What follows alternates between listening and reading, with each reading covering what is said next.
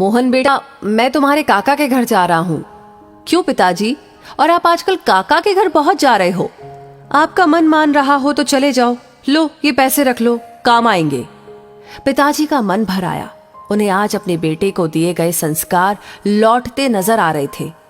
जब मोहन स्कूल जाता था वो पिताजी से जेब खर्च लेने में हमेशा हिचकता था, क्योंकि घर की आर्थिक स्थिति ठीक नहीं थी। पिताजी मजदूरी करके बड़ी मुश्किल से घर चला पाते थे, पर माँ फिर भी उसकी जेब में कुछ सिक्के डाल देती थी, जबकि वो बार बार मना करता था।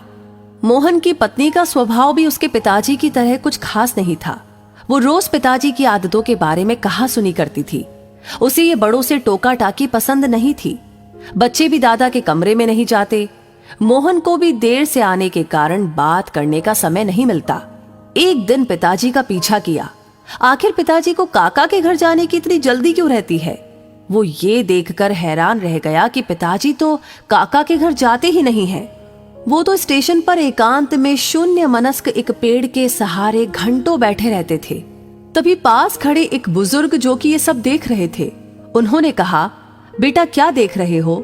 जी वो, अच्छा तुम उस बूढ़े आदमी को देख रहे हो? वो तो यहाँ अक्सर आते हैं और घंटों पेड़ तले बैठकर सांझ ढले अपने घर लौट जाते हैं। किसी अच्छे संभ्रांत घर के लगते हैं।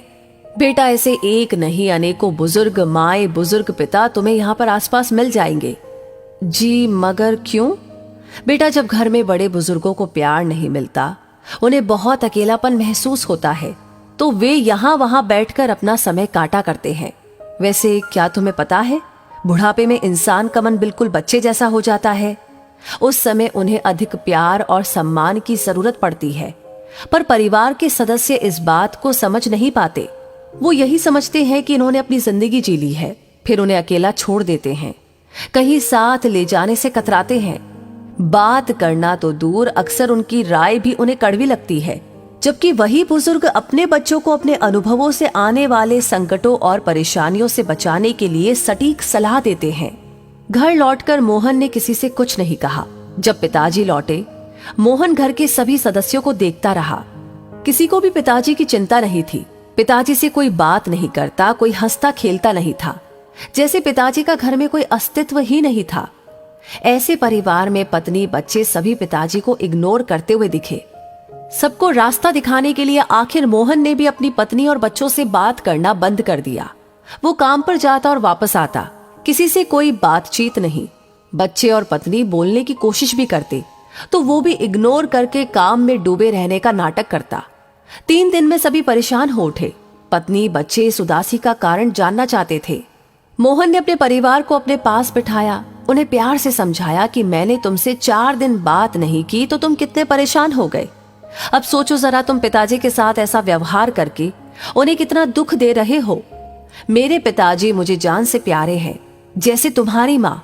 और फिर पिताजी के अकेले स्टेशन जाकर घंटों बैठकर रोने की बात छुपा गया।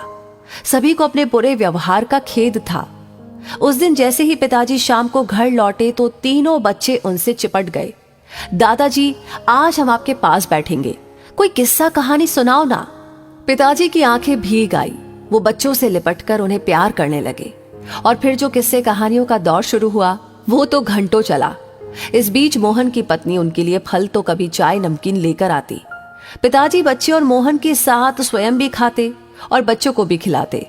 अब घर का माहौल पूरी तरह से बदल गया था। एक दिन मोहन बोला, पिताजी क्या बात है, आजकल काका के घर नहीं जा रहे हैं? नहीं बेटा, अब तो अपना घर ही स्वर्ग लगता है। आज सभी में तो नहीं, लेकिन अधिकांश परिवारों के बुजुर्गों की यही कहानी है।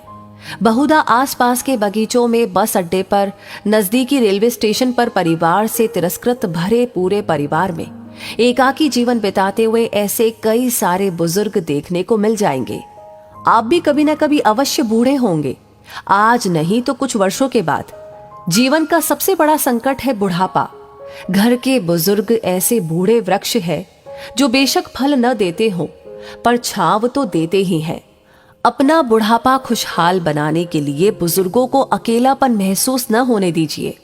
उनका सम्मान भले ही न कर पाए, पर उन्हें तिरस्कृत ना करे, उनका ख्याल रखे।